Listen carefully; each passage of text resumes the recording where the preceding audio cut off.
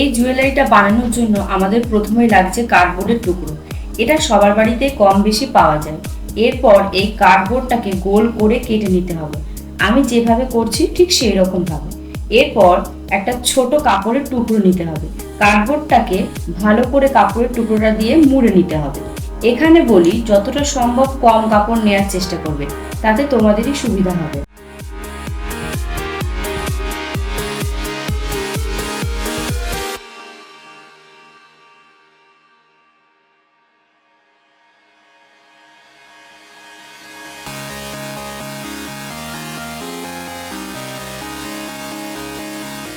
একই রকম ভাবে আমি আরো 4টে বানিয়ে নিয়েছি।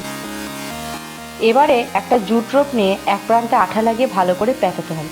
ঠিক এই রকম ভাবে মাঝে মাঝে অল্প করে আঠা লাগিয়ে নেবে। এবারে আগে থেকে বানিয়ে রাখা গোল বেসটার উপর এটাকে ভালো করে আঠা দিয়ে সেট করে নেবে।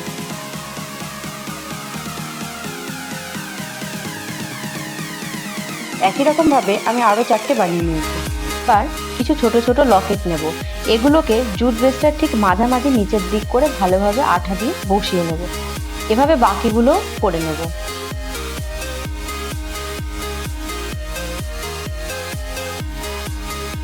এবারে কিছু ছোট সাইজের ভাঙা কড়ি নিয়ে নেব। ঠিক ওপরে মাঝখানটা করে ভাঙা কড়িগুলো বসিয়ে দেব। একই রকম ভাবে বাকিগুলো করে নেব। এবারে একটা লাল উল নেব। উলটাকে 3 ভাগে ভাগ করে সমান মাপে কেটে নেব।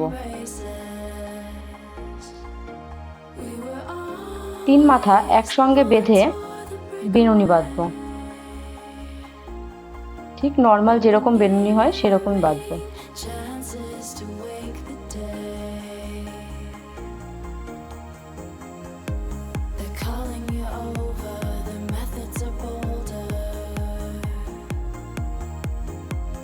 উলের সাইজগুলো যাতে সমান মাপের হয় সেদিকে লক্ষ্য রাখতে হবে।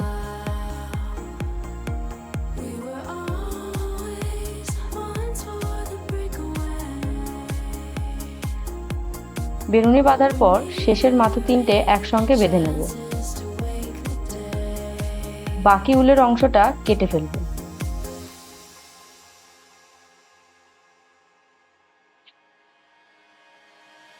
এরপর কিছু জাম্প রিং নিয়ে তাতে ঘুঙরু অ্যাড করে নেব। এবার আগে থেকে বানিয়ে রাখা গোল বেসটা লকেটটার সাথে অ্যাড করে নেব।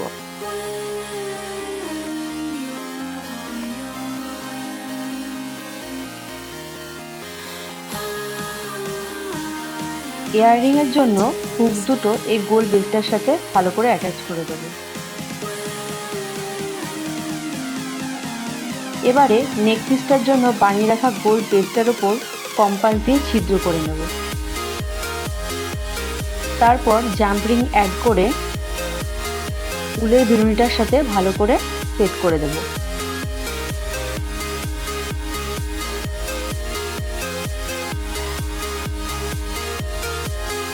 এবারে উল দিয়ে দুটো ডরি বানিয়ে নেব। তারপর গ্লু স্টিক দিয়ে ভালো করে এটাকে সেট করে নেব। একইভাবে আমি 2 সাইডেই করে নেব। এবার ফেভিক্রিলের আঠা দিয়ে নিচটা একটু মুড়ে নেব যাতে ক্লিন লাগে দেখতে।